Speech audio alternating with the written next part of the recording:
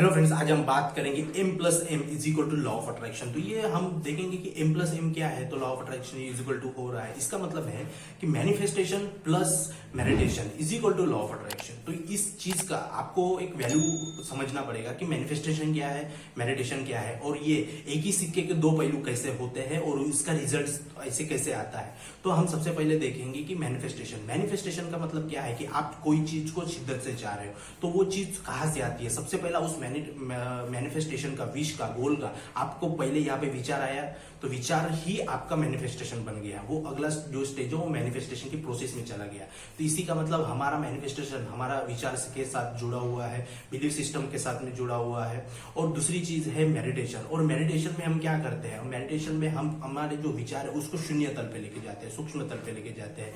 और उसी मेडिटेशन में हम विजुअलाइजेशन प्रोसेस में भी जाते हैं। अगर हमें अपने मैनिफेस्टेशन डन करने हैं तो सबसे पहले आना पड़ेगा मेडिटेशन में, और सबसे पहले काम करना पड़ेगा हमारे विचारों पे। तो इसी तरह से आपको अगर कोई किसी को भी जॉब चाहिए तो सबसे पहले आपको स्टडी करना पड़ेगा, मेहनत करना पड़ेगा। तो वैसे ही किसी को मैनिफेस्टेशन डन करना है तो सबसे पहले आपको मेडिटेशन पे काम करना पड़ेगा। तो इसी तरह से एक ही सिक्के के ये दो पहलू है। तो इसी को आपको समझना पड़ेगा कि आपको मैनिफेस्टेशन चढ़ना है तो आपको मेडिटेशन पे चलना पड़ेगा, और उसमें आने के बाद में और दोनों चीज यहाँ पे कॉमन है। जो विचार मैनिफेस्टेशन में भी सबसे पहले विचार आता है, उस पर फिर आप काम करने लगते हो। और दूसरी चीज है हम मेडिटेशन में विचार को शून्य कर देते हैं। तो ये दो साइड पे दो एक पोल है जिसपे हमें पार करके हमें काम करना पड़ेगा। तो ये दोनों चीजों को बैलेंसिंग करके आपको भी फिर उसकी जर्नी पे जाना पड़ेगा, लॉ ऑफ अट्रैक्शन के जर्नी में। तो सबसे पहले आपको मेडिटेशन की जो प्रोसेस है वो बहुत हाई करनी पड़ेगी, बहुत हाई करनी पड़ेगी, ताकि आपको इम्पल्स मिल सके, यूनिवर्स के साथ में कम्युनिकेशन आप हो सके, आप हील हो सको, आपके सबकॉन्शियस माइंड रिप्रोग्राम हो सके, आपके बॉडी में से, आपके ऑरा में से निगेटिव एनर्जी रिलीज हो जाए, पॉजिटिव एनर्जी सब्स्टिट्यूट हो जाए वहां पे। तो इसी प्रकार से आपको मेडिटेशन करना है। तो ये चीज होने के बाद में आपको मैनिफेस्टेशन डन हो जाएगा।